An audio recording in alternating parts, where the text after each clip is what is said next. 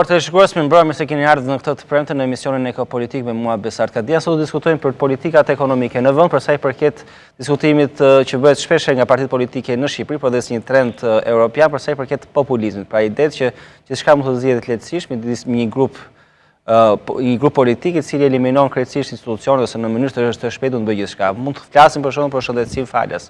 Sot studentët dalin në protestë dhe premtohet arsim falas ose për legalizim faljes, pra gjithçka që mund të bëhet shumë lehtë dhe pa kosto shtesë për ekonominë.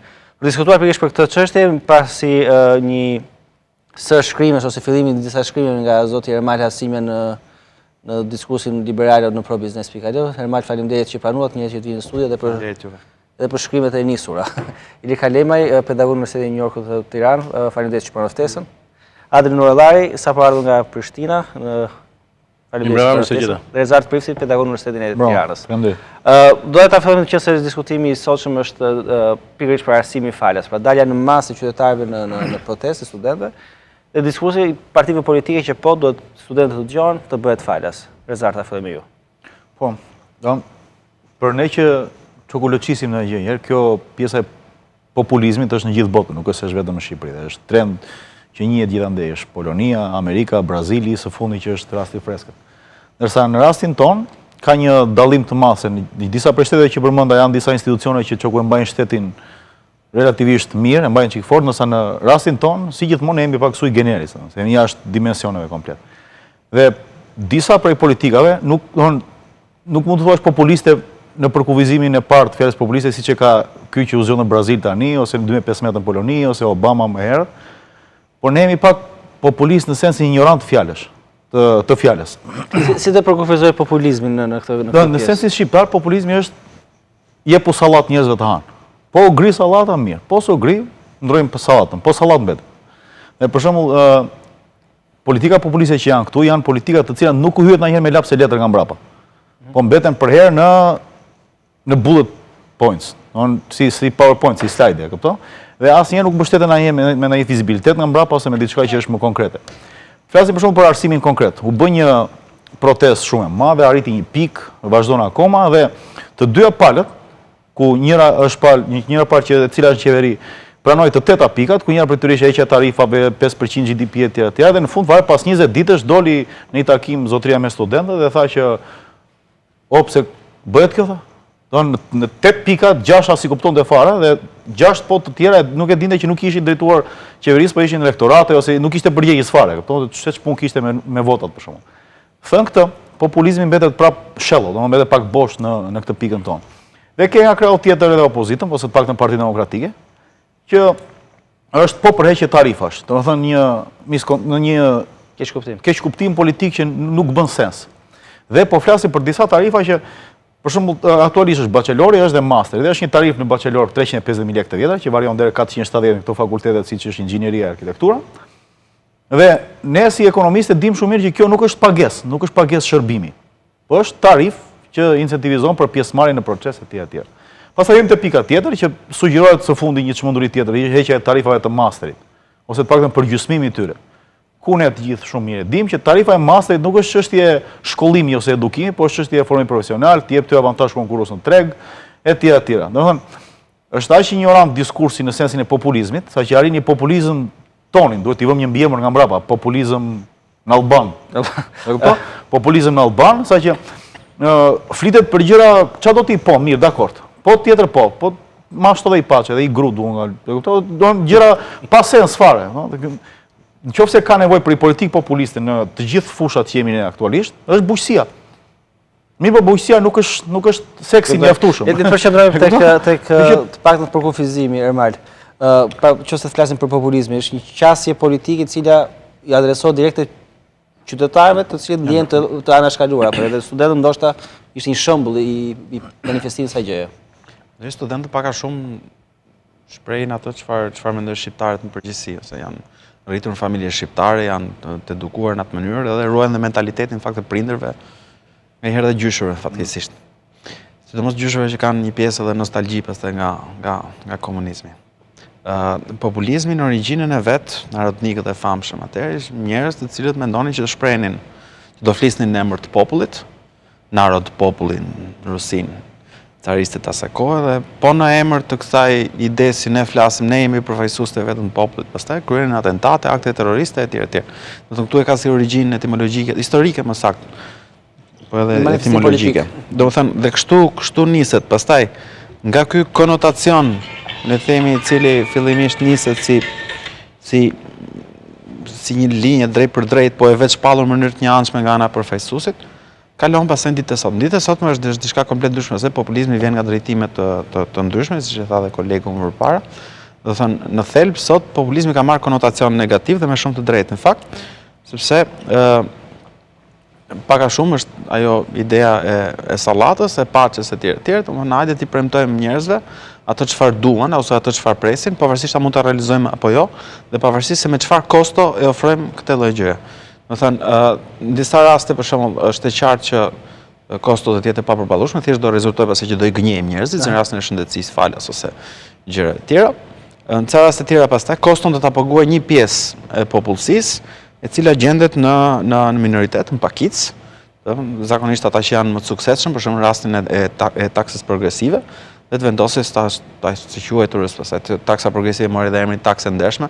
A thosë ata që kishin paguar taksa deri tani kishin paguar në mënyrë të pandershme taksa. Ata që paguanin taksën në Shqipëri dhe sot e kësaj dite, në fakt, po edhe kur ishte taksa e sheshtë, ata që paguanin që kishin të ardhura më të larta, 10%, ai që kishte rrogë më të larta, kuptohet që pagunte shumë më tepër se ai që kishte një rrogë tulet.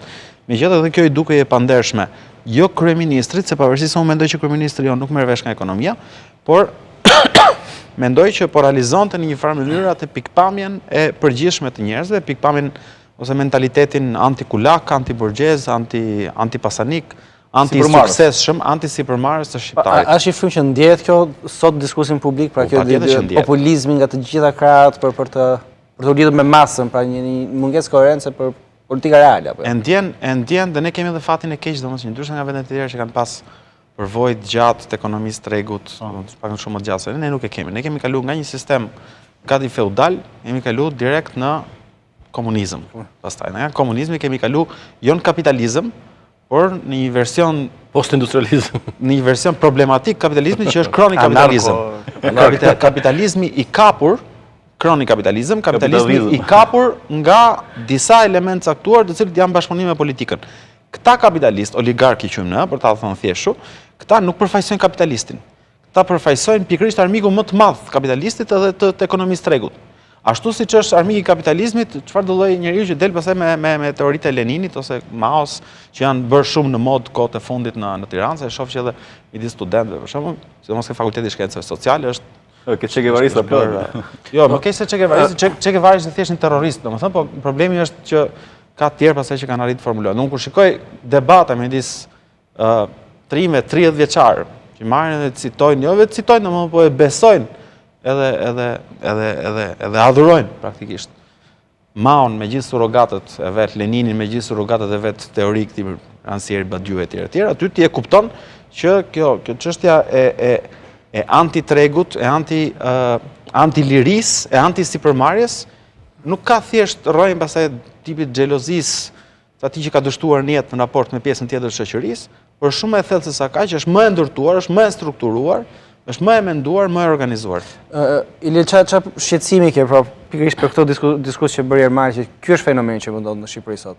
Për sa i përket ekonomisë, çfarë pasojash mund të ketë kjo për të ardhmen? Pra në kohë krizës ose në kohë vështirësish ekonomike, rritje ulët ekonomike, varfëri e madhe, çfarë pasojash ka? Pikërisht dhe për ta marrë aty ku e la dhe Ermali, ne ndryshojmë nga pjesa tjetër e botës edhe për llojshmërinë e populizmit. Në qoftë se bota sot, ne u mor raste edhe nga historia, edhe në Shtetet Bashkuara të Amerikës ka qenë një parti populiste e quajtur e tillë. Populizmi sot, të paktën i përkufizuar nga Kas Mude, që është, si thua, politologu mirë shquar që studion populizmin sot në botë, është, të ta themi shumë thjesht, vendosja e një populli të pastër përkundër një elite të korruptuar. Tani ky elitë është në biznes, sipas populistëve, është në ekonomi, është në politikë dhe përfaqëson një lloj oligarkie të establishmentit. Pse themi ndryshon rasti shqiptar nga rastet polak, brazilian, amerikan e kështu me radhë? Sepse sot populizmi në botë përfaqëson në një farë mënyrë në një anë globalistët dhe në anë tjetër antiglobalistët, të cilët përfshin identarian, nacionalist, punëtor e tjera. E në fundit që ndodhi ky bashkim i punëtorëve me nacionalistët që nacional socializmi i Hitlerit. Domethënë ne shpesh e harrojmë këtë fakt historik. Tani bim në Shqipëri. Në Shqipëri ne s'kemi një strukturë ekonomike. Është e vërtetë ajo që u tha që ne i kemi kapërcyer etapet. Nuk kemi pasur revolucion industrial, nuk kemi pasur iluminizëm, nuk kemi pasur pra disa nga etapat kryesore të cilët kanë nxjerrë elita dhe të cilat kanë krijuar strukturën shoqërore, strukturën sociale, strukturën ekonomike, strukturën kulturore mbi ku do bazohej ai kapitali politik. Mandej ne kaluam në një komunizëm totalitar. Jemi vetë një rast një komunizmi totalitar bashkë me Bashkimin Sovjetik nën Stalini dhe kjo shpeshherë injorohet gjithashtu. Një lloj komunizmi i cili çdo gjë private zhduku, me thënë ekzistonte vetëm prona publike, e cila ishte nën diktaturën e proletariatit, pra në një lloj oligarkie komuniste, të paaft natyrisht, e cila në vitet e fundit kolapsoi edhe ekonomikisht pas prishjes edhe me Kinën, si aleati i fundit i ngelur. Dhe mandej vim në periudhën pas komuniste, ku rasti shqiptar mund të gjejë ngjashmëri deri diku me rastin rus, apo ndonjë rast tjetër nga prapë nga Republikat Sovjetike, si Belarusia e kështu me radhë, ku ato privatizimet u kryen në mënyrë klienteliste, krijuan oligark shtetëror, të cilët natyrisht nuk kishin as dhuntin, as zotësinë, as kapacitetin, as aftësinë për të krijuar sipërmarrje konkurruese. Jo vetëm në botë, por edhe në rajon apo në Shqipëri. Dhe kjo gjë bëri që të prisheshin disa nga rregullat bazë të tregut. Jo vetëm kjo, por ne para disa vitesh, edhe tani, kemi pasur fenomenin e kanabizimit. Shumë njerëz nuk e kuptojnë, domethënë se ç'të keq vjen ekonomisë nga kjo. Thonë në fundit ne eksportojmë diçka, nuk eksportojmë dot prodhime bujqësore, le të eksportojmë kanabis. Le të eksportojmë sigurisht, por nuk e kuptojnë që ai është një model degenerativ për sa i përket strukturës së tregut. Domethënë dikush që i ka me para të nxjerra nga eksporti i kanabisit apo të nxjerra nga trafiku i qenieve njerëzore, dhe të investuara këto para në një biznes saktuar në Tiranë, në Fier, në Shkodër e kështu me radhë, shkatron bizneset rreth e rrotull, të cilët punojnë në kushte, domethënë llojet jo të barabarta. Njëra gjë, tjetra është që tha Ermali me shumë të drejtë, që është ajo ashtu quajtura taksa e ndershme, domethënë, e cila xhvat dobson godet pikërisht stresin e mesme. Ajo stres e cila për fat keq ende nuk është konsoliduar në Shqipëri dhe ende nuk përfaqëson numerikisht një stres e cila relativisht autonome. Po jo, nuk ekziston stres e mesme. Stres e mesme sipas të gjitha studimeve në botë të gjitha, domethënë nuk mund të quhesh stres e mesme kur ti 6 muaj pa punë kalon në varfëri ekstreme, domethënë. Nuk, domethënë stres e mesme ka disa prerogativa. Po ka vazhdimsinë. Po ka vazhdimsinë, ka domethënë pavarësisht rrogës së timit, sepse ajo është e matur me atë që parity purchasing power, pra sa është aftësia të paguese dhe sa, por pavarësisht kësaj ti ke disa prerogativa për të quajtur shtresë mesme. Pra ke një shtëpi në dispozicion, ke një makinë, ke për ta thjeshtuar edhe për publikun, ke ato 2 javë apo 1 muaj pushim në vit etj etj. Më thoni sa shqiptar mund realisht ti kenë këto plas. Adri, në këtë diskutim, pra po mundojmë të kuptojmë populizmin si fenomen që thamë që vjen nga Europa, ardhur në Shqipëri, po si përkthehet pastaj në politika konkrete. Nuk e di. Është i urrim ndoshta që vjetret dhe siç është nga Kosova dhe në Kosova, po është vetëm në Shqipëri.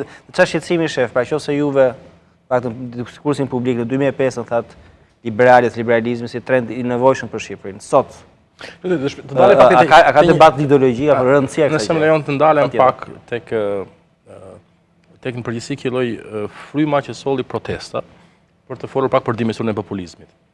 Ajo që Shesharake mendoj unë është se pati një lloj iluzioni tek shumë njerëz në tëra krahas, sidomos te opozita që është e djathtë, se protesta pra do majisej, do fryej dhe me protestë do përmbysej qeveria aktuale ose mazhoranca aktuale.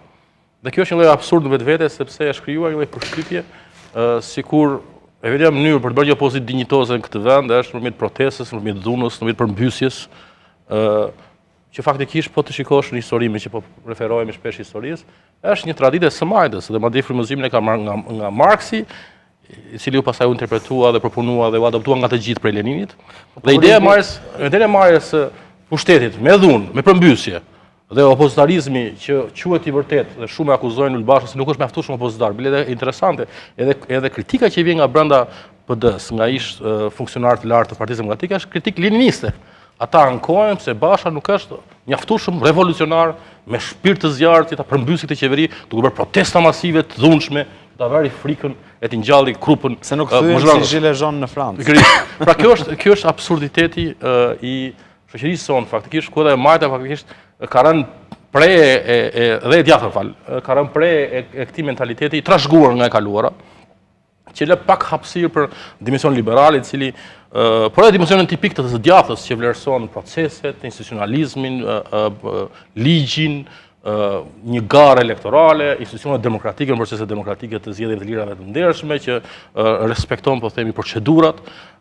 Pra, këtu kjo lloj dashurie e madhe që ka ma gjepsur shumë me idenë e protestave, si protestat që do sjellin një zgjidhje magjike, thua, po themi, një shkop magjik që do sjellë realitetin, do ndryshojë realitetin, kjo le kuptohet pak a shumë edhe se sa thellë edhe sa kapilare është përhapur ky dimensioni populist në vetvete. Dhe ajo që ndodh, mendoj unë të paktën, edhe ka shumë që studius edhe autor libra cilët kanë rënë në konkluzion, është se populizmi është dhe kjo vale e populizmit, cili nuk është vetëm prekur Shqipërinë, por përprek gjithë Evropën. Domethënë shikojmë për shembull Italinë, Lega Nord me Cinque Stelle që ka lënë hije demokristjanët dhe socialistët klasik, shikojmë në Francë me Macroni, me Republikën Marsh, edhe me Le Pen, të cilët kanë lënë prapa në hije golistët edhe socialistët klasik, shikojmë në fenomen pafund në Europën e zhvilluar, në Holland, Ofe në Austri, Syrizën në Greqi, Ciudadanos e Podemos në Spanjë, pra anë e mban Evropës është një vale. Edhe një ndër thelbet e kësaj vale populiste është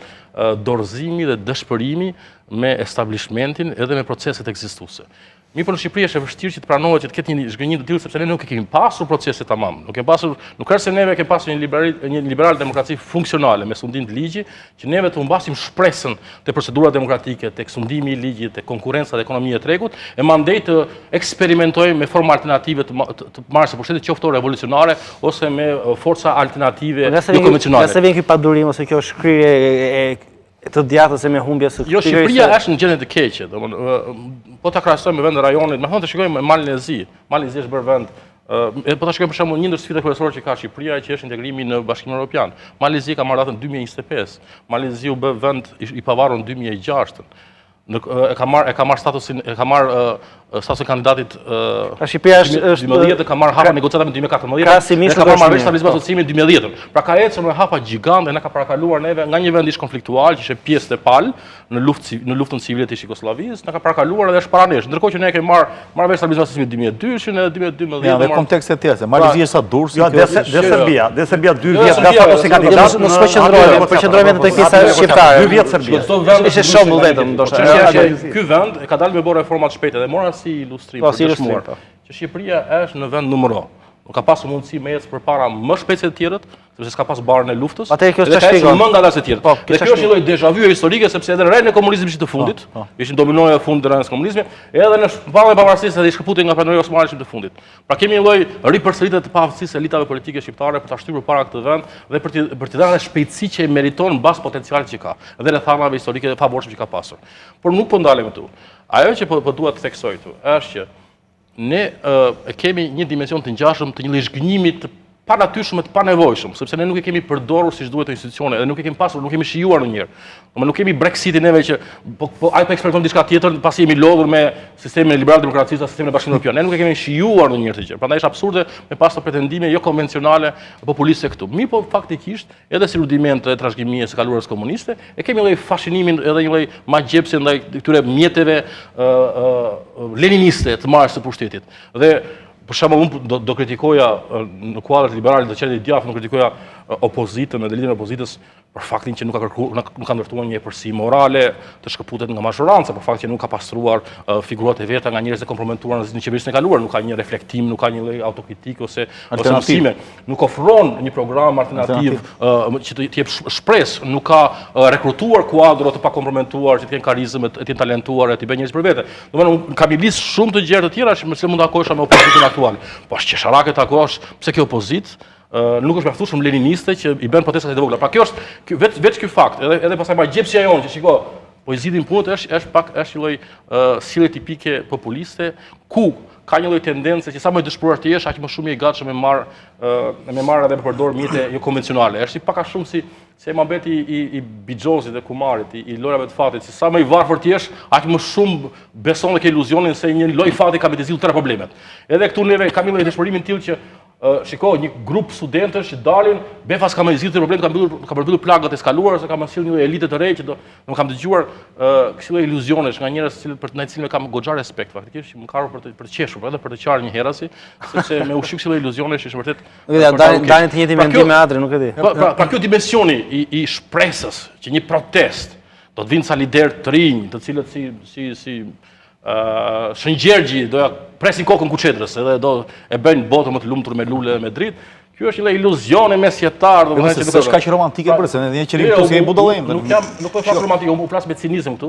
S'është aq ashtu. Por çështja është e tillë që neve do të kuptojmë që ky vend, edhe sikurse ka dëshmuar historia, nuk bëhet as me revolucione, as me përmbysje, kjo bëhet duke ndërtuar të institucionet të shëndoshta, disa procedura, disa praktika. Si mund të shkutemi kësaj kur të gjithë palët kanë rënë dakord që kjo është mënyra e vetme, pra. Po sharake, mund ka kemë mendim alternativ të paktën. Nuk i heq presjen kësaj të dytës, që nuk kishte alternativë në atë pikë tjetër, jam shumë dakord me këtë. Por te pjesa e parë, kjo pjesa e protestës, nuk e interpretohet këtë protestë kaq shumë leniniste, marksiste, ku dëgjoj. Unë po diskutoj se leniniste, si interpretime që të tjerë të jepnin, ku opozita e përkrah me entuziazëm të madh thua kjo është i panacea që do të zgjidhë problemet. Opozita bëri gabim që nuk e përkrah mjaftueshëm. 1, 2, nuk e mbërtheu dot mjaftueshëm dhe 3, nuk ishte fare aty. Ky është fatkeqësia më e madhe e këtij vendi. Edhe nuk problemi është më parë, nuk ka se të futet opozita aty. Jo, do dalit me këtë pjesën e alternativës, me pjesën e përsisë morale, se kjo ishte perla në këtë mes. Ndërsa pjesa e parë që protesta ishte një simbol protesta ishte bukur fort, erdhën gjërat pa dashje, siç ta bie ndonjëherë Perëndia, e kupton? Na pa një ne, po si gjithmonë se kapim dot. Dhe ishte një gjë të bukur fare që ishte një pikë shumë pak e kupton që qeveria kam një pyetje për ju. Rezar, të falë. Nëse ju çfarë thatë që nuk ka sens arsimi falës, për pse do të mbështetur nga një parti e djathtë një protestë që kërkon arsim falës? Është tjetër gjë. Është principi politik që po thoshte Adri. Po tani, dakor. Është tjetër gjë kauza e protestës, është tjetër gjë momenti pak më makro që po e diskutonte zotëria, dakor? Si forcë politike kemi fal. Kjo do ta lidh me sensin e alternativës. Domethënë aty erdhi një pikë që shumë pak njerëz e kuptuan faktin që qeveria ishte me flamur të bardhë të ngritur. Po. Dhe kjo protestë arritën në atë formë, në formën më paqësore të mundshme, që s'e ka arritur asnjë vend sot në Evropë. Në një instrument paqësor, protestoi, qeveria e ngriti gjithë flamurin, se teorikisht bënte dot asgjë. Po njerëzit nuk kishin ku të shfrynin. Nuk kishin ku të shfrynin. Dhe erdhi ky devizioni që është shumë e drejtë që njerëzit shikonin mos krijosh parti nga studentët. Dhe ju po thoni që pikërisht se ata studentë janë pa përfaqësuar, është normale që të premtohet gjithçka që për të sjellë ndryshime, se kjo është teorinë e parë. Kur bëni trajnim në negociata, se kur bën dikush një masë negociata, thonë ti nuk mund të arrish të gjitha në negociata. Ne jemi vetëm një vend që ne pretendojmë që çfarë kërkojmë arrihet. Jo, çfarë kërkon nuk është çfarë meriton. Është çështja çfarë kërkon dhe pastaj çfarë negocion. Do jetë 8 pika dhe opozita mund dilte. Ore, janë këto 8 pika po. Te kjo pikë e parë unë s'bi dakord, po te pika e dytë e mbështes.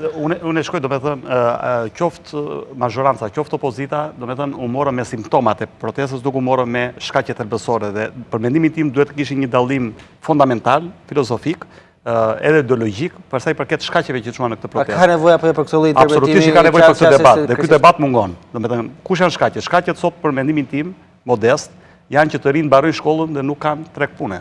Dhe nuk kanë treg pune një pjesë e mirë e tyre sepse nuk kanë dijet, kompetencat dhe aftësitë e dura nga kurikula, nga pedagogët, nga infrastruktura që ju garantohet atyre, për të qenë të zotë në tregun e punës. E dyta nuk kanë treg pune sepse ky treg pune, kështu siç është, i fragmentarizuar, me gjithë këto probleme të këtij anarko-kapitalizmi që ne diskutuam, me gjithë këtë kleptokraci, me gjithë këtë klientelizëm politik, e tjera, me gjithë të mungesë integrimi europian, nuk krijon prerogativat e dura për t'u dhënë mundësinë. Dhe të rinë sot janë të ballafaquar me dy rrugë. Ose do ikin masivisht, 78% sipas gallupit ton duan të ikin, pavarësisht mundësisë që e kanë apo jo, ose do rinë dhe do protestojnë. Tek pjesa diskutimit si përzgjedhje. Kjo është problem tjetër këtu, se nuk është s'ka treg pune ka.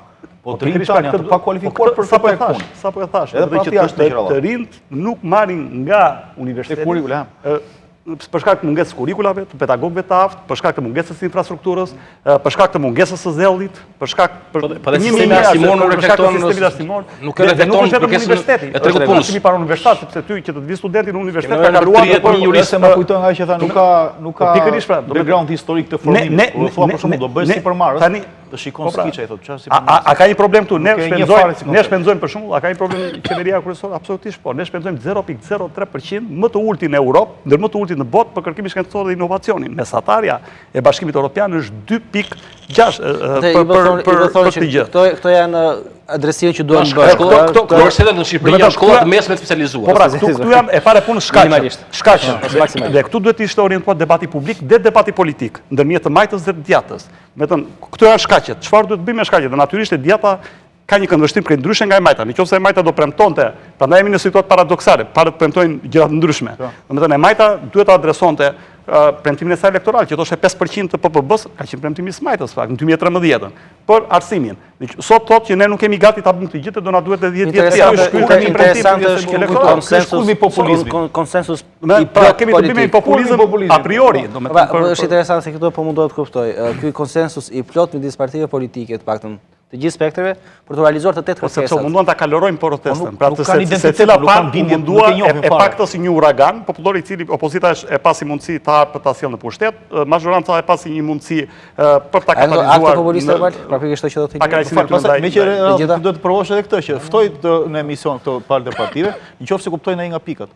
Njëri do flas për oligarkinë, njëri do flas për unazën. Këtu kuptoj më parë. Këtu çështja është populizmi ushqen populizmin.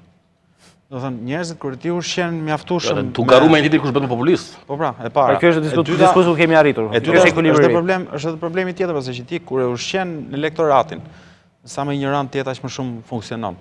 Me premtime populiste, atëherë krijon edhe të gjithë stereotipet, ja ky është personazhi negativ, ky është etj. Dhe në atë moment pastaj elektorati do ta ndjekë atë lloj. Dhe kjo funksionon çdo lloj gjëje, funksionon në fushën ekonomike, funksionon në fushën e nacionalizmit. Është problemi që kanë serbët sot, po jo vetëm serbët, po edhe vende të tjera. Domethënë, del Miloševići dhe të tjerë dhe ushqejnë, po edhe të tjerë përpara tij, e ushqejnë popullin serb, votuesin serb me nacionalizëm, vjen një moment ku pastaj nuk tërhiqen dot, nuk dalin më dhe sikur mos tihen vetë dhe mos ta besojnë atë. Dhe kjo është ekuilibri i ri krijuar atje nacionalizmit dhe këtu po hyn populizmi është në ekonomi. Tash çfarë ndodh në ekonomi? Po marr rastin e Francës. Ose rasti i Francës është shumë interesant. Çojnë njerëzit në Francë, Franca është e bllokuar aktualisht. Në Francë çdo ekonomist i thjeshtë e kupton çka do të bërë. Ai që s'ka nevojë për ideologji aty brenda, ti futesh si ekonomist dhe kupton që Franca sot është e bllokuar sepse ka një treg pune totalisht të jo funksional. Sot në Francë ti po morë dikën punë nuk e hiq dot më nga puna. E si do guxoj një sipërmarrës të marrë dikën punë sot? Të marrë risk për sipër. Po, kur është dhe e keqja është kur është i ri, nuk ka drejtë ai që 2 vjet nga puna. Pavarësisht se çfarë bën ai se performant është atje. Presidentë francez kanë tentuar ta bëjnë këtë reformë, asnjë s'e ka dalë. Macron dhe çfarë pas reklama si zjarr gjithë Franca. Reklama kthejnë pikërisht me shëmbën e Francës për të kuptuar edhe Shqipërinë për sa i përket liberalëve përballë populizmit.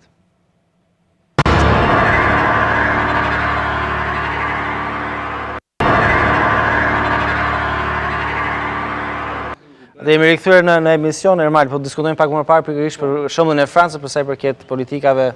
Pikërisht, domthonë Franca është mbas asaj bumit të madh viteve 50-60, domthonë atëherë kur u akumulua farë pasurie, u vendos që kjo lloj pasurie të rishpërndahej në një farë mënyrë në ndikimin e politikave socialiste, le të themi. Me idenë që hajde tash kemi lekë dhe t'ja marrim atyre që kanë më tepër, t'ja. O dakord, në rregull. Do i bim më shkurt kësaj pjese. Dhe nga ana tjetër, në presionin e madh pikërisht të së majtës, fakt, u vendos gjithashtu që të bëjë një mbrojtje e tregut punës, e atyre që janë punëmarrësit. Do të thënë, sot në Francë ajo është situata ajo që po thoya që ti futesh mu, po nuk të nxjerr dot nga puna më. Shumë e vështirë me të nxjerr nga puna, plus do të probleme të gjëra të tjera, do të kalësh në përgjigje të tjera. Do të thënë, rrjedhimisht problemi është që sot sipërmarrësit francez nuk janë në gjendje që të punësojnë. Pa fol pastaj për taksat e larta, për ndërhyrjen e madhe të shtetit, rregullimin e tjerë etj. Do të thënë, dhe në këtë lloj situate, politikanët francezë, me thënë vërtetën edhe të majtë, jo vetëm djathtë, sepse e kanë kuptuar, Macroni vjen nga e majta, nuk vjen nga e djathta. Ka qenë bankier, por mos harroni që ka qenë këshilltari i François Hollandës. Dhe Macroni është i fundit në këtë listë, i cili u përpoq që të liberalizojë tregun. Dhe dini çka ka marrë si model? Suedin. Se Suedia që neve na prezantohet si një vend socialist, socialdemokrat, gjë çfarë, Suedia është një vend që ka një nga tregjet e punës më të liberalizuar. Pikërisht te tregun e punës e ka rrit. Patjetër që ka pastaj këto sepse ka akumuluar pasuri, pikërisht për shkak zhvillimit të ekonomisë tregut në vitet 70 dhe ka krijuar edhe pjesën e rishpërndarjes sepse ka pasur mundësi. Domethënë, çohet tani Macroni, njësoj si Sarkozia përpara dhe tjerë më përpara, çohet për ta liberalizuar tregun. Për t'i dhënë mundësi sipërmarrësve që nëse nuk funksionon dikush në punë, të marrë dikë tjetër i cili mund të funksionojë. Gjë normale mund të shpërndajë në ekonomi tregu. Problemi është që francezët dhe sidomos trinj janë mësuar me idenë që unë punën e kam të garantuar, po se pata kam shtetin i cili do më paguaj edhe kur s'punoj etj. Dhe nga ana tjetër futem në punë dhe s'ka rëndësi se sa punoj si punoj, gjithsesi unë duhet ta marr rrogën dhe duhet ta mbaj barrën mbi kurriz, ai që më merr mua në punë. Po. Nuk e kam përgjegjësinë. Nga tradita e gjithë politikës së deri sot, po ta lidhim me Shqipërinë. Ja, po pikërisht, ja vetëm një sekond. Dhe kush problemi tash? Në momentin që përpiqet, efekti i parë i këtyre lloj ligjeve kush është? Sipërmarrësit në Francë nuk marrin më të rinj punë. I kanë të merr. Të gjithë moshemarrësit. Prandaj Franca ka një papunësi shumë të lartë në raport me Europën dhe sidomos tek trinjt e ka krahasimisht më të lartë në Spanja dhe nuk e di se kush tjetër ja ka lënë. Do ky është problemi. Shteti përpiqet t'i mbrojë njerëzit, ndërkohë që faktikisht u prish punë pikërisht atyre që përpiqet t'i mbrojë. Në rastin e Shqipërisë tani është një gjë. Kur ti del në fushat elektorale dhe thuaj që shikoj se tash do vendosim taksa të ndershme. Dhe atyre që kanë qenë më të suksesshëm, që kanë bërë më tepër shkolla etj. Për cili do? Ja po marr veten që mos abuzoj me të tjerë. Unë sot paguaj taksë progresive, ke nivelet e larta, pse? Sepse e kam tepruar me shkollën time. Se kam bënë 2 fakultete, doktoraturë, postdoktoraturë etj. Kam një kolegu që thotë ta taksojnë mendjen. Po edhe taksojnë suksesin e ka thënë Adri. Adri ka shprehën më të saktë, se e kam lexuar të shkrimet e veta, është taks mbi suksesin. Sa më suksesshëm ti je dhe çat sjell kjo, ju sjell që në fundit ti thu, more pse duhet punojë më tepër? Pse duhet lodha më tepër? Shoqëria nuk të shpërblet, të penalizonte kjo pjesë. Pikërisht, sepse çështja e asaj që ti fiton, nuk është thjesht çështje lekësh, që ti merr do shkosh ti shpenzosh diku. Është çështje respekti për veten tënde. Kur unë arrit të fitoj, kjo do thotë që unë jam i suksesshëm, kjo do thotë që unë kam bërë diçka të mirë, dobishme në shoqërinë dhe për veten time. U tha pak më parë, 90% e trinjve sot duan të punojnë në shtet, paktën disa statistika kështu thonë. Nëse ky është fakti që ne kemi përfunduar në këtë pjesë ku e reja kërkon të bërë kritizohet. Atë si thuhet kjo dhe jemi pikërisht te kjo, populizmi dhe partitë politike, pse është hyrë të gjithë, pse për këtë reformave, iniciative etj, të gjithë shkojnë për gjëra të thjeshta, po pas zgjidhur asgjë konkrete. E para njëherë që në fund fare çdo të modelet e suksesit në këtë vend, si pasojë korrupsionit, kleptokracisë, oligarkisë, janë të tilla që në mënyrë anë tjetër e kanë lënë dhe kanë ngulitur në mendjen e opinionit publik të rinisë, që sot të bësh i pasur, i fuqishëm dhe i pushtetshëm nëse ke lidhje politike. Domethënë kjo është një lloj degenerimi dhe kalbëzimi i cili faktikisht i ka kultivuar të iluzion se duke pasur marrëdhënie me shtetin, bëhesh i pasur dhe i fuqishëm në këtë vend. Dhe faktikisht edhe në pamundësi të promovimit të vlerave liberale, të shpirtit konkurrencës, sipërmarrjes, rëndësisë që ka ekonomia e tregut dhe ekonomia private, fatkesisht zëri i zbeht që i promovon këto ide, të cilat mund mos jenë shumë popullore, por janë reale dhe janë të vërteta, dhe janë të suksesshme, të provuara tashmë. Shikojmë edhe vendet me parti komuniste si Kina, ku kanë ekonomi private më të fuqishme. Absolutisht. Bile me që për ta ndikur për të vazhduar logjikën e Ermalit, një sfidë ka pas Gjermania. Gjermania nuk mund të rriste më taksat, se po të rriste taksat, kompanitë të pamundësi për të mbajtur atë punëtor me taksa të larta dhe në pamundësi për të mbajtur një ligj të punës ku nuk mund të jetë konkurrencë dhe fleksibël me të punësuarit, Gjermania i kaloi fabrikat kryesore në Slovakinë, në Hungari, në Çeki, dhe kjo bëri që një qeveri e majt si socialdemokrate e Gerhard Schröderit nga 98-2005 të bëjë reformat më agresive të liberalizimit të tregut punës. Ato që Franca ka pas kurajo t'i bëjë. Ose kur përpoqen t'i bëjnë në 2005-2006, u dogj dhe u ndez gjithë Franca me protesta. Pra, këtu nuk është më çështja e të besuarit që kjo është rruga e drejtë, po kjo çështje që kjo rruga e vetme dhe e dur për të mbijetuar ekonomikisht për pasur një begati. Këtë gjë, në këtë konkluzion ka rënë edhe vende që ka komuniste. Kjo nuk, është një iluzion. Atë ke të drejtë, por nëse 90% e të rinjve tregojnë pikërisht që nuk janë të logjikshëm, po do të punojnë në shtet dhe jo të bëjnë sipërmarrje atyre. Si ndryshon konsensusi shoqëror për të bërë këto reforma që ju thoni dhe për të bërë gjëra të duhura? Absolutisht këtu ka një presion, këtu ka një padyshim, ka një përplasje natyrshme midis lirisë dhe vlerave të lirisë edhe jo për demokracisë, për vullnetit të shumicës. Domethënë kjo është e puna se është bërë një lloj spirale këtu ku e ushqen këtë opinion publik, i përgjigjet në mënyrë edhe mandej kërkesa prapë që shkon në linjën e populizmit shtohet akoma më shumë dhe tani gjitha partitë janë duke garuar për të marrë vota vetëm duke hipur këtij aty përmendim më herët edhe me drejt i liri për të kaloruar diskursin populist.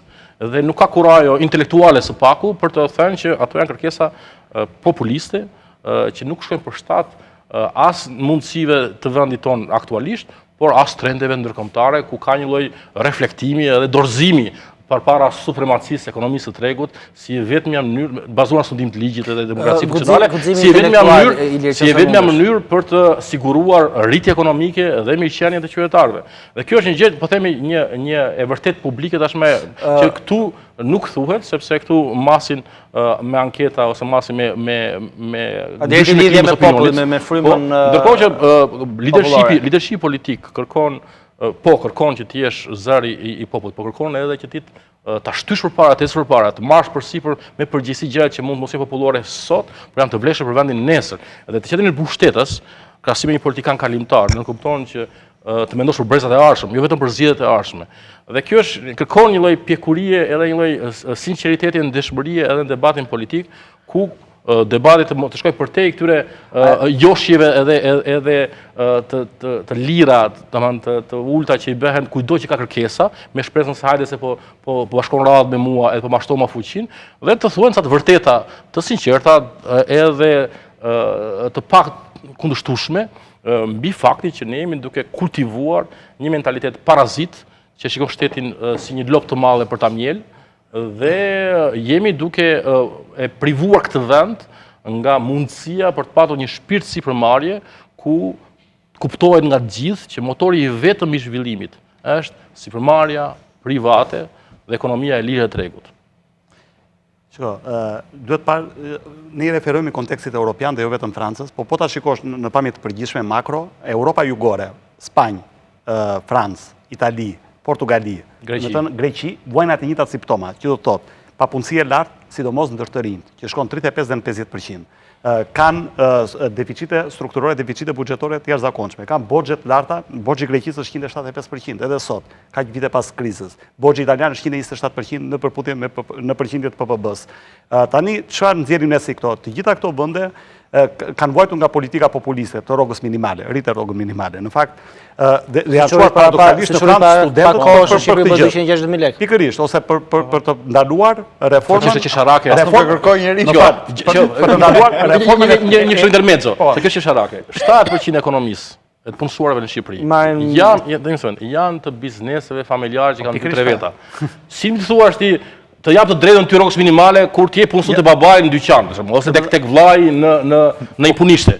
Tani që sharake domethënë se e duk shkuar me strukturën ekonomike, se nuk është se ne jemi vend minatorësh edhe industrialistësh që po thua po i bën qefi një numri të madh popullit. Shumica e punësuarve janë të punësime biznese familjare dhe është që sharake më kërkuar aty që vetes ti bëj rrogë minimale. Për problemi që do të lihet që ndodh në vende të tjera po ndër përfitues të Shqipërisë. Ne duhet të mësojmë nga leksionet e vendeve të tjera. Duhet të shikojmë rastet e suksesshme dhe rastet e pasuksesshme, domethënë se çfarë ka funksionuar. Për shembull, është paradoksale që në Francë janë çuar studentët disa herë për të ndaluar reformat e fleksibilitetit të tregut punës, për të ndaluar rrogën minimale e kështu me radhë. E njëjta gjë është në Shqipëri.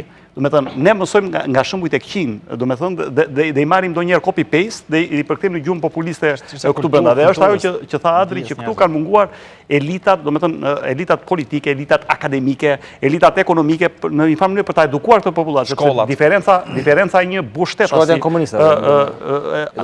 Absolutisht po pra, nëse ti universitetet i kënë nga grupe neogramshiste, do me thënë të kapura si pas ati konceptit të hegemonisë kulturore, do me thënë cilat prodhojnë edhe do me thënë literaturë politike të Badiuse dhe Zhizhekut edhe e tjerëve, normalisht çfarë pret ti nga ata gjenerata, do me thënë e para nuk lexojnë, e dyta lexojnë pak, e treta lexojnë keq.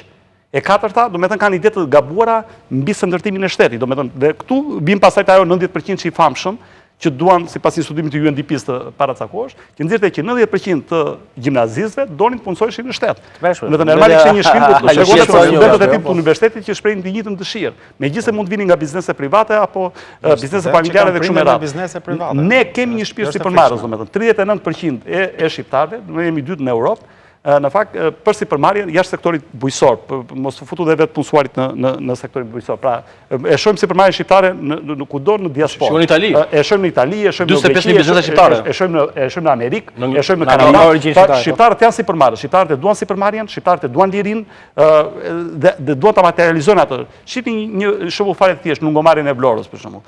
E pa në niveli arkitekturor apo kështu unë personalisht, më duke një gjë estetikisht jo simpatike dhe ja shpenzuar 10 herë më shumë para se sa ishte projekti fillestar. Por çfarë e bën të lezetshme atë? Pikërisht sipërmarrja që është ndërtuar aty buz bulevarit. Domethënë njerëzit kanë hedhur kapitale, kanë hedhur miliona, domethënë kanë gjeneruar punësim, kanë gjeneruar dhe një infrastrukturë, e kanë lezetuar atë infrastrukturën që shteti dështoi ta. Pra shqiptarët janë sipërmarrës, por fakti tregon që duan të punojnë në shtet. Dhe ky konsensus që kemi arritur, pra populizmi dhe si thosh politikat e shpejta dhe që të njëjto që thamë 260.000 lekë rrogën minimale, duhet të shkojë 300.000 lekë më vonë, pra gjëra që se kërkojnë njëri dhe biznesi ato që para dëmton. Në motit unë do t'i mbetem një argumenti, se diskursi është i bukur, liberalizmi, ne disi tingëllojmë të njerëzit kur flasim për liberalizmin, për këto. Erza, falë, se kam shqetësim. Njerëzit, po se komunikove, gjë, ka për ta tu do dhënë njerëz. Po s'komunikojmë le ta vazhdojmë populizmin. Është tjetër çështje komunikimi dhe të dyja palët është një palë është kjo që e merr këtë populizmin, pra fjalën e shëmtuar populli, pra njerëzit, dakor? Dhe është nga krau tjetër kjo mungesa e elitave qytetik, që nuk të dyja që dojnë një pikë. Në edukim. Të dyja janë masa të mëdha ignorante.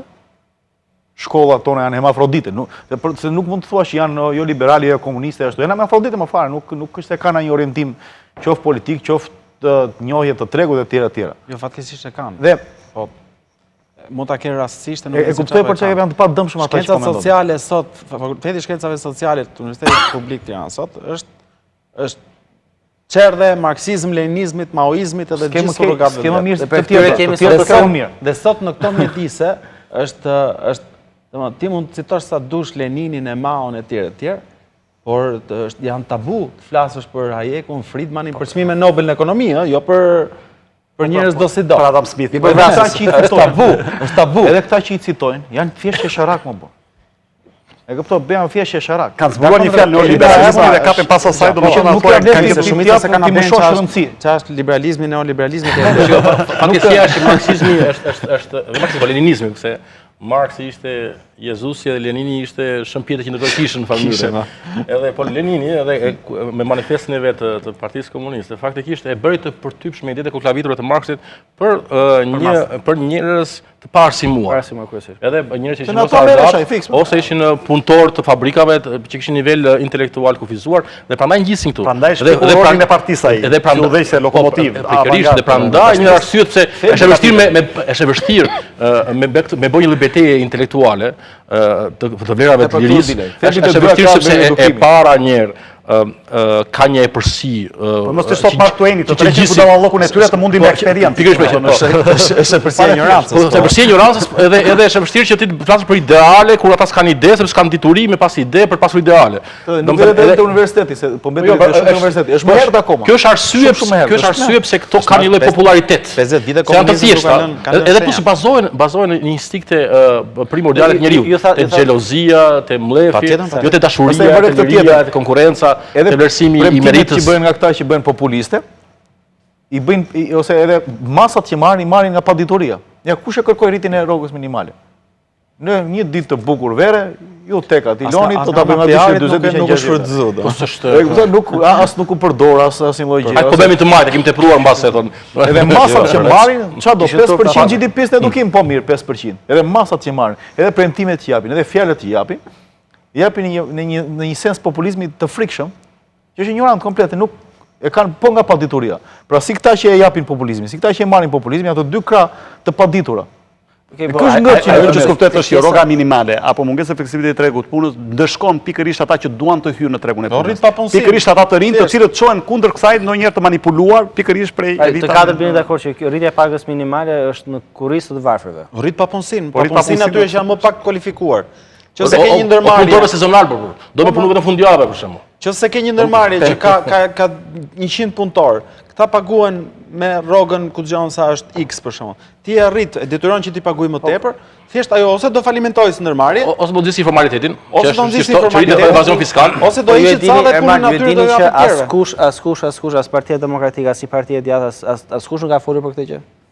Pa një politike e cila do të adoptojë direkt këta që supozohet të ndihmojnë. Kjo është thjesht. Unë çdo nuk besoj se ka ekonomist, dhe ka rënë rasti flas me ekonomist të majt, përfshi dhe këshilltar të vendimarrjes socialiste, nuk para ka ekonomist sot që dali dhe thotë ose që mos ta di që rritja e rrogës minimale rrit papunësinë ose evazionin fiskal në rasti më të mira, se kur ti ke një vend super pasur e zhvilluar, e rritë rrogën minimale, s'dihet efekt. Edhe nuk ndihet daq efekti sa i ka ishte moment i dur. Keni parasysh që të them një me qenë se ashtu shitet Suedia, Suedia nuk ka rrogë minimale. Dhe kjo është arsyeja pse Suedia funksionon sot ekonomikisht. Jo kjo, liberalizimi i tregut punës. Në Suedi sot marrëdhëniet midis punëdhënësit dhe të punëmarrësit janë ndërtuar në mënyrë të tillë që të jenë në shërbim të ecurisë ekonomike. Jo të mbrojtjes së dikush me çdo kusht përfshi dhe rasti kur ai nuk është fare performant në njërin anë ose tjetrën, ë? Do kjo është ideja. Do thënë, dhe ja ku e kemi rastin e Suedisë, se merret Suedia, ja ta bëjmë si Suedia etj etj. Do thënë, çdo lloj gjëje që bëhet ka pasojat e veta në ekonomi.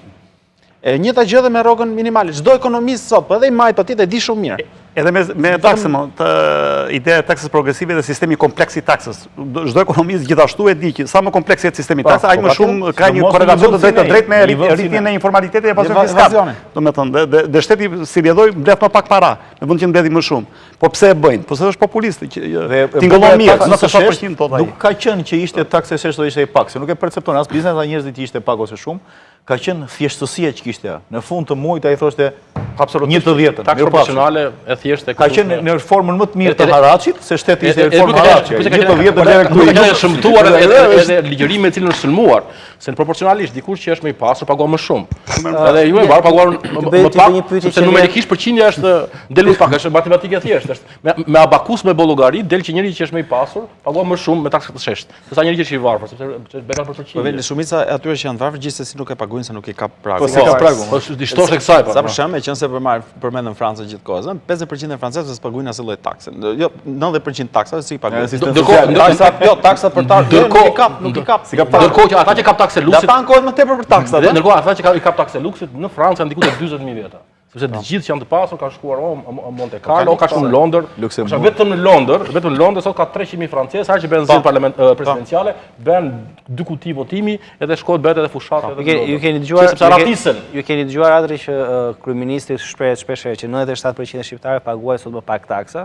Dhe praktikisht taksa progresive ka vetëm 11.000 njerëz. Pra 11.000 njerëz në Shqipëri, 3 milion banor, paguajnë më shumë se 1.000 euro në muaj. Jo, se nuk është në taksë, këtu janë rrit gjitha taksat. Jo, ka fjalë që pak kjo quhet si pjesa e taksës. Kjo është lule përpara taksave të forta që marrin neve që janë shumë më të rënda se para. Rregullave karburantit njerë për shkak që shesharake, ne paguajmë për karburantin më të shtrenjtë në rajon. Gjithçka, çdo taksë që rritet ka reperkusionet e veta, pastaj ndikimet e veta të gjithë shtrenësia e kostos së shërbimeve, prodhimeve. Nuk jetojmë në përshpellje dhe në përpem. Në momentin që dikujt i rritet barra financiare, na rritet edhe neve që marrim shërbimet e atij. Dhe shiko, politikat populiste vjen për herë në këto sektore që janë seksi, shëndetësia, arsimi, që janë më të përtypshme. Ka dhe shumë njerëz, po. Po, nëse është një sektor që ka nevojë për populizëm, këtu është bujësia. Sepse vërtet bie X% të GDP-s, po është 50% e popullsisë me statistika e angazhuar. Jo, s'është 50%. 50%, merrin statin. Jo, ka rënë. Merrin statin. Shumë më ulësh. Merrin statin Po shikoj. thuaj që është 20% e PPB-s, domethënë shpenzohet Jo, si prodhim tjetër gjë. Le të përqendrohemi pak. Pra marrim si shembull pagën minimale si konsensus i gjë që të gjithë thonë që është e gabuar, pa askush nuk flet. Ose asnjë parti politike nuk më përsipër. Shfal. Po pse vazhdohet si e djathtë, si e majt, partia e majtë e djathtë, historikisht thonë që do rrisin pagën minimale. Dhe kështu ka ndodhur. Sepse ka një tundim. Edhe fal dhe konsensusi është gjithmonë me 20.000 lekë.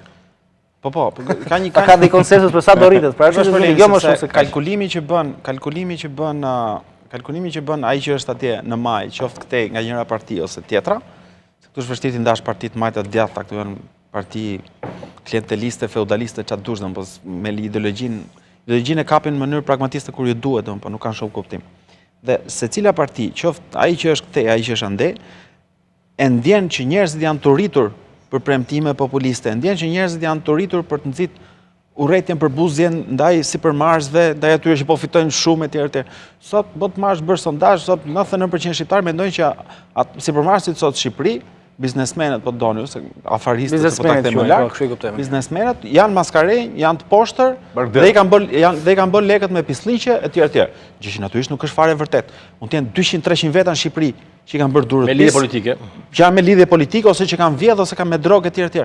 Por hiq këta, ç'a bëhet me 100.000 tjerët pastaj që u del bret ku në punë etj. Dhe ata parë dëmtojnë konkurrencën e Dhe ky është stereotipi që është ndërtuar dhe në këtë lloj situate nuk është e çuditshme pastaj që studenti kur shikon se si trajtohet, se ç'a heq e jo ma jatin biznesin privat, studenti pavarësisht se ka biznesin privat thotë, jo më çat punoj në shtet, unë jam rehat. Nuk do lodhem, se në shtet kjo është ide domethënë që ti nuk lodhesh se s'kërkon njëri llogari. Vjen dhe një gjë kështu. Vjen po nuk lodhi do pikoj etj. Domethënë kjo është ajo problemi. Dhe problemi që ai që është atje në majë ndjen këtë lloj gjëje.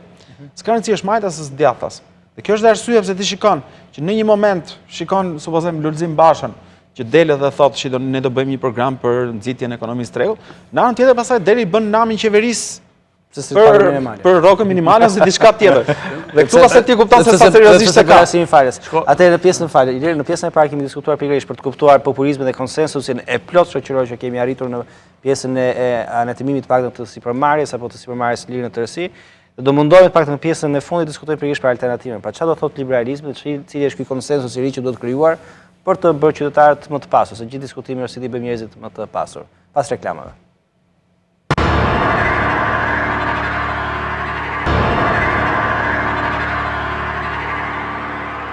Jemi munduar që pjesën e parë të shpjegojmë pikërisht atë që tham populizmin dhe rrymat populiste në Europë, si reflektohet pastaj edhe një konsensus të plotë në diskusin publik në Shqipëri për sa i përket politikave ekonomike. Pra çfarë duhet thënë është që për të bërë ato ndryshimet e mëdha që ka nevojë për shoqëri, është pikërisht kapitali njerëzor dhe edukimi të rinjve. Por çfarë mali përmendi pak më parë është shqetësimi që shumë prej universiteteve në Shqipëri akoma vazhdohet me kurrikula të vjetra ose me kurrikula të anshme që lënë shumë pak hapësirë në mënyrë të mendimit kritik në kohë kur shoqëria ose pjesa e konkurrencës globale gjithnjë më shumë ka nevojë për mendim kritik.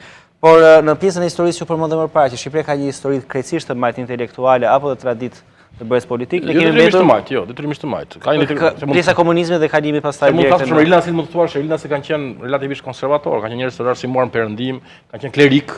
Ka qenë njerëz të pasur, edhe liberal për edhe liberal sa për tyre për kohën, ka qenë njerëz mendimtar. Po duket pak të largët lidhur me të soshmen. Jo, por ka se për të kaluar, do kuptojmë që ai që rëndon komunizmi ka prerë komunizmi, sepse më herë ka pasur njerëz memorien kolektive. Jo vetëm ajo, inxhinierin më të egër të mundshme. Ka rrënjosur. Por ai kur ka rrënjosur 2000 vjet krishtërim edhe 600 sa bie 1000 sa vjet islam, imagjino tani atë pak atë lule të vogla e politike që lindën në një ambient shumë të mbyllur të publicistikës së Shqipërisë.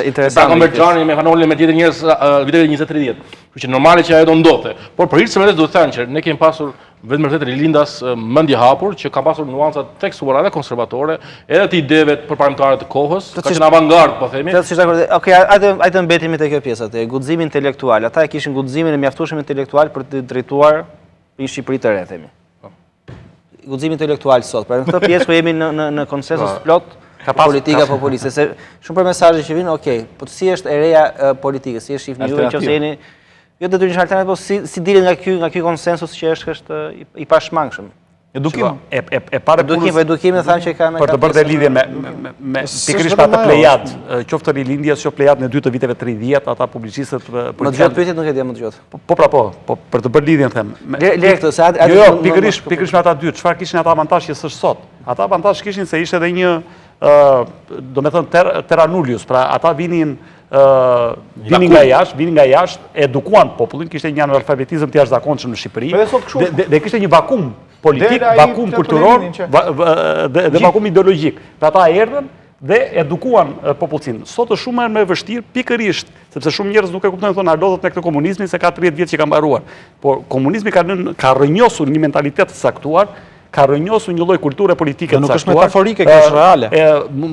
Të gjitha studimet për demokratizimin e gjitha tregojnë që duhet të kalosh po aq vite në demokraci dhe në përpjekje për shtetformim dhe krimin e shtetit të drejtës së tij, sa ke kaluar në periudhën e mëparshme. Pjesën e analizës, praimit tek pjesa e po pikërisht tani problemi këtu është që këtu mungon roli i universiteteve, mungon roli i institucioneve arsimore parauniversitare, mungon roli i profesionistëve të zot, të cilët do japin modelin e tyre. Shoqëria ecën nëpërmjet modeleve, shoqëria ecën nëpërmjet edukimit, shoqëria ecën nëpërmjet inovacionit, shoqëria ecën nëpërmjet modeleve të punës dhe të profesionalizmit. Tani këto modele sa vinde po shterojnë. Ka ngelur disa ishuj të vetmuar, ndaç në akademi, Atëherë do thotë që s'kemi shpresë. Jo, shpesa ekziston pra, po situata është e mirë. Duhet kryer sinergji, duhet kryer mes faktorëve të tjerë. Po do t'i japësh zgjidhje një problemi, merr ca njerëz me mendje të ndritur dhe kreativ dhe le të vinë vërdall. Ler. Edhe unë në motit prap edukimit do t'i mësoj, sepse nuk do t'i jap alternativën që çfarë do bëjnë 100.000 veta, por të paktën edukoj se do prodhojnë më mirë. Mbi këtë princip. Edukoj, po qose ne të gjithë jemi dakord që shteti t'i japi arsimimin, pra shteti do edukoj prapë. Jo shteti.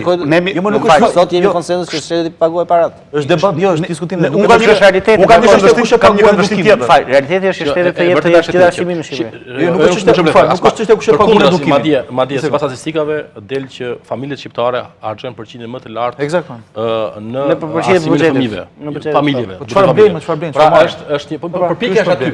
Edhe po ashtu llogaritë dikute 90.000 diploma gjatë kohës tranzicionit të marra të fituara në vendet perëndimore dhe po ashtu një numër goxha mbreslënës i studentëve që marrin viza studentore për të parë çdo vit.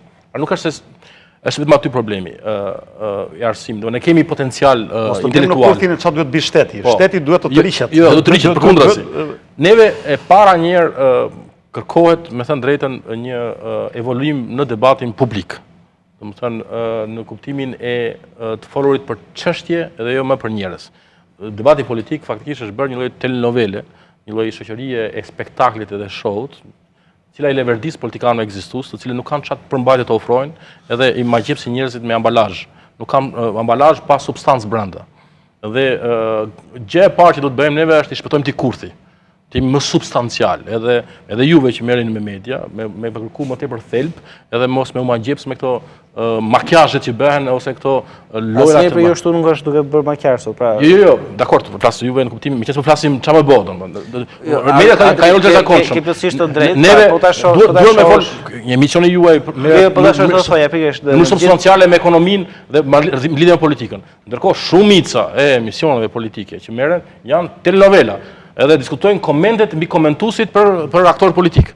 Domethënë, çfarë tha filan analisti për filan analist dhe ku e kishte ky analist? Domethënë, është bërë çdo aq qesharake. Jo ide por strategjitë. Sa po flasim gjithmonë më tepër duke u marrë me këto taktikash, ndërkohë që neve nuk kemi duke u fokusuar mirë filli tek debatet përmbajtësore. Së dyti, mendoj unë, ne kemi nevojë për një zhvendosje të vëmendjes nga dimensioni i urrëties edhe agresivitetit politike dhe i bisedave si me qenë tifos skuadrave ndryshme në një diskutim të pastër ekonomik.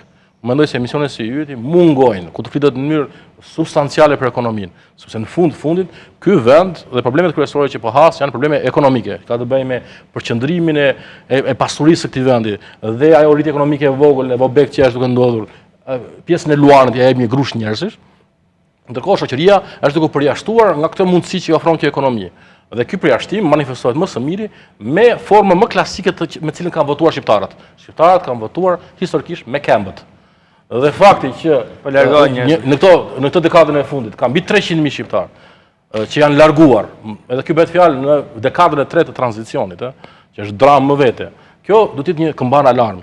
Jo vetëm kaq, por do të patur parasysh që çdo vit në 5 vjeçarin e fundit, shtetet e Republikës së Shqipërisë, të cilët marrin një shtetësi të Bashkimit Evropian, janë të gjithmonë të tretët. Pra ka 5 vite rreth që shqiptarët e Republikës së Shqipërisë janë të tretët në numrin e marrjes së shtetësisë së një vendi evropian. Çfarë do thotë kjo gjë? Që emigracioni nuk po shikohet më si një zgjidhje përkohshme për të marrë një përvojë, për të marrë ca parë, për të akumuluar kapitale fillestare, nuk të më investu, po shikohet si një zgjidhje permanente. Pra nëse më para për shembull emigrantët kanë pasur lidhje të shëndoshta me familje, po do ktheheshin, tani janë duke menduar për të paratisur. Plus është migrimi i stresës. Akoma tjetër, shikohet pastaj natyrën edhe njerëzit që po emigrojnë. Nuk bëhet më fjalë për njerëz të dëshpëruar, po bëhet fjalë tani për njerëz që e kanë një farë po themi kapitali, e kanë një farë arsimi dhe janë duke kërkuar forma edhe më të avancuar për një jetë më të mirë, po edhe me shpresë edhe me institucione edhe me një rehati edhe me perspektivë. Duke kërkuar për shembull numri masiv është sot i emigracionit në Kanada për shembull, që është një formë organizuar edhe është masive. Komuniteti shqiptar në Toronto arriti diku te 40.000 veta. Shikoni për shembull se sa kanë aplikuar për Sa bëjë që thotë po votojnë me këmbë. Kartën e gjelbërt. Domethënë është të Shtetit Bashkuar të Amerikës, domethënë është dramatike për 80% e policëve shqiptar. Domethënë në këto raste, domethënë këmbata larg. Kjo është dëshmia më e mirë që këto gjëra nuk shkojnë mirë. Edhe në mënyrë veçantë nuk shkojnë për aspektin ekonomik. Adri, më fal, po ky është konsensusi, që ne të gjithë jemi dakord që Çfarë mund të kthejmë asaj pyetjes, meqense bëri, domethënë se si zgjidhet kjo, domethënë se kjo është çështja. Do të shpjegoj edhe nga qytetarët. Pikërisht. Kështu që kjo është çështja. Tani si zgjidhet? Kjo do guxim, do punë nga ata njerëz të cilët në një farë mënyrë e kanë të qartë se si funksionojnë dhe nuk e lejojnë vetes koston e të qenit populist, edhe as qenit ignorant pastaj nga pikpamjet e tjera, pikpamja ekonomike, ideologjike etj. Por do të thënë, ky është njëri komponent, cili do që ndjen veten që mund t'i dalë përpara këtij lloji populizmi. Të çfarëdo lloji, përfshi dhe populizmin nacionalist, jo vetëm ekonomik, po me që jemi këtu për ekonominë, po flasim për ekonominë. E ka për detyrë që ta bëjë këtë gjë. Dhe secili nga ne realizon në mënyrë ndryshme përmes edhe këtij emisioni gjithashtu. Dikush tjetër mund të angazhohet në politik, me njëri nga ne këtu e ka provu, një herë, dy herë, domethënë pikërisht për ta bërë këtë gjë. Kemi dështu pjesërisht etj, por të paktën jemi përpjek. Një gjë tjetër pastaj që është interesante për të bërë këtu, është që duhet edhe një lloj ndërgjegjësimi, po edhe organizimi i vetë sektorit privat. Domethënë sot mendoj për shembull gjatë ka dhoma tregtie, sa dush ka organizime të cilat në fakt më duket sikur janë kështu thjesht për të realizuar planet e qeverisë për të mbledhur ato kuatizat çfarë duhet, domethënë kuadër të ligjit etj, po nuk është se kanë një lloj aktiviteti. Unë mendoj që nëse sot sipërmarrësit në Shqipëri organizohen me njëri tjetrin, përveç thjesht të çuarit të zërit interesave të tyre përpara qeverisë në mënyrë të organizuar, detyrën kryesore e kanë në radhë të parë pikërisht këtë të organizimit të një lloji edukimit të publikut për të ndryshuar imazhin e vet, sepse jemi një vend katastrofik ku njerëzit e përbuzin sipërmarrjen e lirë, e përbuzin atë që punon. Dhe pikërisht në këtë lloj shteti pastaj e shikon si lop për tu miel derisa të ngordhi fare, se kam përshtypjen shteti nuk e kupton fare se si funksionon ekonomia, domethënë ta njerëz mund t'i rrjepin pafund, se s'ka problem. Domethënë, edhe vetë sektori privat, përmes domave tregtisë ose elementeve të tjera, do duhet që të marrë pjesë në këtë lloj procesi edukimi. Grupet e presionit thoni juve janë pikërisht organizimi biznesit. Kjo bëhet pastaj kuptohet përmes shoqërisë civile se ka plot shkollaj për t'i bërë. Dhe ka plot raste të tilla, domethënë, dhoma tregtish jashtë që e bëjnë këtë lloj procesi të edukimit. Seminare, konferenca, trajnime, çfarë do lloj gjësh që bësh, po fushata gjithashtu nëpër media dhe për të treguar në fakt vlerat që sjell sipërmarrja e lirë. Për të treguar se çfarë vlere ka, se çfarë vlere i sjell shoqërisë në radhë të parë, ai njeriu i cili vendos të rrezikojë paratë që ka, kohën që ka, imazhin e vet, reputacionin e vet, aty etj. Sot për sot në Shqipëri kjo gjë nuk ndodh. Domethënë sot për sot sipërmarrësit nuk e kanë këtë lloj përparësie fatkeqësisht. Shpresoj që kjo të ndryshojë, është me statardhmen. Është me statë sipërmarrja në Shqipëri me çka mbëreu këto 4 vjet e fundit. Kur i erdhi veza e nxehtë vetëm te pjesa e punonjësve. Kur u vure që ishte një farë rritje ekonomike, që poshtoshin produktet, stafet, kishe marrëdhënie me firma jashtë etj, sidomos ICT-a, turizmi, kompanitë e marketingut kryesisht, e vuan re këtë dhe u mobilizuan vetëm kur erdhi puna që kishin nevojë për staf për të ofruar shërbim. Filluan të merrin kontrata të mëdha, dhe kishin nevojë për njerëz për të bërë delivery ato kontrata. Dhe edhe sot e kësaj dite, më përpara as për ju po thoni që është pikërisht presioni që vjen nga strukturat korporatat nga jashtë që do bëjnë, tregu. E bëjnë vetëm për interesat imediat të sotme, na duhet. Jo, është me stat, se në fillim, po pra, me kultivu, me mbjell për me marrë një kohë dytë gjatë është nga nevoja. Dhe sot jemi në pikën që shumë kompani private të gjitha industrive janë afruar universiteteve, e kanë parë çfarë derexhe ka qenë. Këtë ta them nga eksperienca, se është e frikshme fare. Dhe tani pjesa më e madhe e kompanive, nuk ke një kompani sot që është relativisht e madhe, nuk flas për të voglat fare, nuk ka akademi in-house. Po kjo është gjitha kompanitë kanë kryer të gjitha. Trajnim të brendshëm të gjitha, sepse universitetet kanë dështuar për të sjellë të gatshëm. Eksakt pa. Vazhdo me u lutun universiteteve, thanë bashkë etj. Tani kanë in-house. Është kjo që theti. Dakor, po flasim vetëm për çështjen e edukimit. Nevoja parë që punojnë. Aq i rëndësishëm është ky edukim, sa praktikisht sot ke dhe Macronin, i cili thotë që po, e ka pranuar fushat e fundit e lojërat kur doli, edhe tha, po, francezët kanë nevojë për edukim. Kanë nevojë për informim, kanë nevojë që të fillojnë të shohin gjëra të ndryshme. Pikërisht për të përballë me këtë lloj populizmi. Dhe kjo është një konstatim, ky është një konstatim i cili ka kostur shumë klart politikën në Francë. Se francezi, me aq mendim madh sa ç'është, nuk ta duron shumë që ti dalësh si politikan aty të thosh shiko se ti ke nevojë për edukim, e mori dhe bëri këtë gjë sepse e di me çfarë do përballet. Të njëjtën gjë kemi nevojë edhe sot neve në Shqipëri. Ato janë nevojat e brendshme. Ne kemi nevojë që cilin do sot, atë qytetarin e thjeshtë aty që shkon blen bukën e tjerë, ta kuptoj se në për çfarë procesi, në për çfarë sikletesh vuhet, çfarë barre i duhet që të mbaj atij që punon aty në furr, për të arritur te procesi i kënaqjes konsumatorit e tjerë. Shkolla për që lidh me tregun. Kur shkolla është për honën, se shkolla shqiptare kështu do vazhdojnë të jenë edhe për shumë kohë fatkeqësisht nuk do presë shumë nga shkollat. Me thënë vërtet. Çfarë duhet bërë? Dhe shteti praktikisht masakron shkollat sepse shteti vazhdon, po mos ishte shteti shqiptar që i merr jashtë parimit meritokratik në punë njerëzit, të gjitha universitetet sot private do funksiononin perfekt. Se asnjëri sot në Shqipëri nuk ka interes të shkojë të harxojë 3.000, 4.000, 5.000 euro në vit për të marrë një diplomë që nuk i hyn punë në tregun e punës. E merr atë diplomë sepse e di që nesër përmes mamit, babit, tezës, hallës ose fushatës do gjej punë në shtet. Është shteti që ja u jep rrugdaljen, është shteti që shkatron tregun e punës dhe rrjedhimisht edhe universitetin. Deformuar. Unë mendoj që ne kemi nevojë për një shtet më të vogël, po më të zgjuar. Smart. Ne kemi një shtet sot që punson 167.000 vet, në sektori publik, në lokal dhe qendror. Komisi Rama ka thënë që do bëj shkrirjen e agjensive, shkurtimin e ministrive. Është mekanizëm, punësimi është mekanizmi kryesor i marrjes votave. Po mekanizmi kryesor dhe sa ka ardhur dhe është rritur, është shfryrë, në fakt nuk ka ndodhur. Jo, fillimisht jo. Po për ta mbaruar. Për ta sqaruar të tjetër. Kjo ishte vetëm paranteza. Është fakt i rëndësishëm me sqaruar. Fillimisht u shkurtua absolutisht si sebeb për të hequr ata të gjithë konsuar të Partisë Demokratike dhe pastaj u ritransformua duke u fryrë prapë nga ata si mënyrë për të siguruar më shumë vota. Ka një kosto financiar shumë të madh sepse njerëzit që qenë puna paguajnë 2 herë, pra paguajnë 2 herë për një postë pune. Pretendon që është 3 milionë euro pikërisht vetëm nga dërmshërbimet për një veshje. Gjithë janë kurrizi për marrje, sa janë lek taksash. Duhet të themi me vetëm shkëputja e institucionit që si proces. Unë po marr vetëm ja 2 apo 3 shembuj shumë të thjeshtë, do të thënë merret vetëm shkëputja e institucionit, se ne kuptojmë disa gjëra. Për shembull, gjatë kohës që ishte kjo shkëputje e madhe e Ministrisë Transportit, ju nuk e keni idenë sa njerëz kanë ngjetur pa marrë lekë e peshkimit të transportit me 8 muaj të tërë. Edhe vinte një drejtor që ishte, jepte 1.000 euro këtu ta bëj, ikte ai, zhdukesh, vinte ky tjetër. Edhe këtë nuk e kuptojmë këtë, se ne shikojmë vetëm strategjinë dhe në gjyqe. Po të gjitha proceset, po unë që jam biznes, që ja kam të lidhur punën me të, po si punë jam me 80.000 biznes e tjera që me transportin. Ngërsh Edhe ka pas një ngërsh në licencimet e transportit për shembull, që ishte i frikshëm fare. Po kjo është me çdo institucion, me që përmendet transportin, me arsimet të tjera. Kjo është absolutisht nga ndalimi në tregu. Ne fillojmë nga toka zero gjithmonë dhe vetë Rama e ka thënë shpeshherë që bëhet më shumë gjëra me më pak vet. Po kjo është filozofikisht, praktikisht nuk po ndodh. Po kur ata vetë kanë dy koshë karroqe, po janë bosh komplet.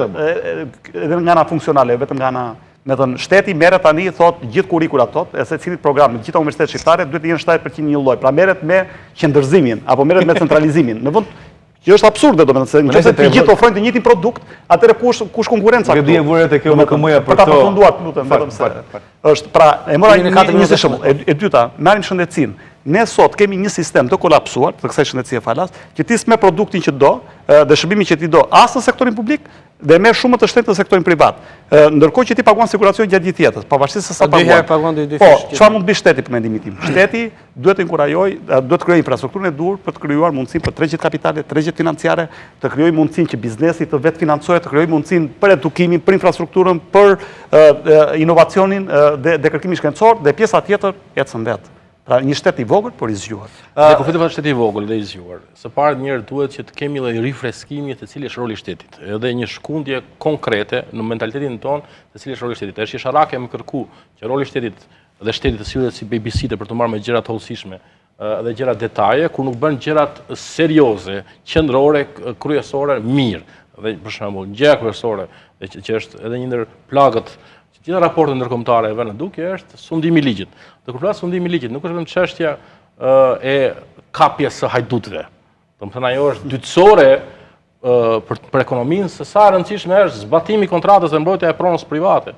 Domethënë edhe këtu për shembull zgjidhja e konflikte biznesi. Absolutisht, ato pesha që është ka ekonomi, edhe problemet që shkakton, edhe zvarritja nëpër procese gjyqësore të pafund. Lutem bizneset mos vënë gjyq, vetëm mos vënë gjyq. Absolutisht. Edhe po shikosh për shembull, shtohen me mira numri policëve, por ndërkohë neve në nivel të Këshillit të Evropës, ku jemi antar, ne jemi në fund për sa i përket numrit të gjyqtarëve për përfshim, numrit të prokurorëve për përfshim, numrit të policëve gjyqësor, numrit të stafeve mbështetëse, jemi deri të fundit. Pa ç'është kuptimi ka me fry administratën me njerëz të tjerë, ndërkohë që gjën më bazike që ka shteti, që është sundimi i ligjit, faktikisht dhe garantimi i mbrojtjes së pronës dhe lirive individuale, ne nuk kemi as investim ekonomik mirëfillt aty. Ose për shembull, neve kemi një problem thelbësor të trashëguar nga kaluara. Kemi problemin e pronës. Këtu s'ka nevojë me bërë, se ky është bërë diku 14 ligje që janë bërë për pronën, që është bërë akoma një lloj mbivendosje me qesharake edhe dramë vetë. Gjykata administrative ka akoma 15.000 dosje të pashqyrtuar. Pikërisht. 5 vjet të arritë. Po thelbësoria të kuptuar këtë gjë, se nuk po përfshirë me kërkuj një super mazhorancë për të ndryshuar prap ligjin. Këtu problemi kryesor është që këtu ka disa institucione drejt për drejt të lidhura me shtetin, të cilat me më shumë financim, me më shumë burime e përmisojnë dhe lehtësojnë të situatë, që është aluizni, që është fondi për kthim kompensim pronave, dhe që është hipoteka, akoma me regjistra, është qesharake. Ndërkohë që po të shkruan për shembull në vende si puna e malit zi, futesh online edhe ti në internet e gjen aksesin e ndikut aty se neve kush e ka pranë. Nuk ka pa ata që ketin në pyetje. Ti për shembull nuk ke investime bazike. Nuk ke nevojë as për në shumë parlament me bëu këtë gjë. Puna është që cili është problemi këtë vend? Problem thelbësor për zhvillimin e këtij vendi është pasiguria e pronës private, problemi aty. Atëherë tre institucione janë drejt për drejt përgjegjësi e qeverisë dhe futen nga buxheti i qeverisë. Nuk është çështje institucione, është reforme. Jo, reforma. Po të besoj të do bëni investim në bujqësi, blem një tokë, po them që si ishte e zotrisë, blem reformë. Digitalizimi ka katastrës. Unë po them gjë bazike, digitalizimi ka katastrës. Nuk ka ekonomi tregu pa dy shtylla që total. Pa sundim ligjet dhe pronë private. Prona është më e thellë se institucioni, se hipoteka, këtë po them. Partia e majt, shumë janë institucione që do të ndërmuese. Zoti Nano ka qenë kryeminist, e ka pasur fondin për kompensim pronave $10 milion. Zoti Berisha, kur erdhi 2005-2006 e mbajti $10 milion. Domethënë partia e djathtë që merr përsipër të përfaqësojë interesat e këtij segmenti të shoqërisë të privuar, që në përkemur, e kishin prioritet. I vë prap buxhet $10 milion. Domethënë po ta tregoj si një situatë qesharake të mungesës së vullnetit serioz me buxhet. Pse na duhet një autostradë neve ku di unë për të përshpejtuar vajtjen e zemrës në Vlorë, më keq nga Vlora, kur faktikisht kemi probleme më thelbësore që mund të investohet, ose për shembull kjo momenti i zbukurimit të shesheve me rilindjen urbane, ka xhup $100 milionë. Ndërkohë që ne kemi nevoja më imediate të shërbimeve bazike shtetërore. Dhe kjo do të jetë, mendoj unë, një ndryshim në opinionin publik që ne të kërkojmë gjërat më bazike. Para se të kërkojmë shtetit me na trajtuar si bebe, edhe me na vën biberonin, edhe me kujdesin për na përkundur, fillimisht kërkojmë shtetit të atë që është bazike, që është sundimi i ligjit të garantimi pronës. Në studio, Adri, u shpresoj pikërisht që tha atyve pjesa e edukimit dhe komunikimit publikut për çështjet kryesore. Falenderoj të katëve Ermal, Tilir, Ezar dhe Adri. Faleminderit, shihemi sërish të premten e ardhshme për të diskutuar për çështje të tjera ekonomike, por një herë në muaj të pak do mundoj që të kapim pjesën e ideve pas vendimeve që merren në ekonomi. Natë mirë.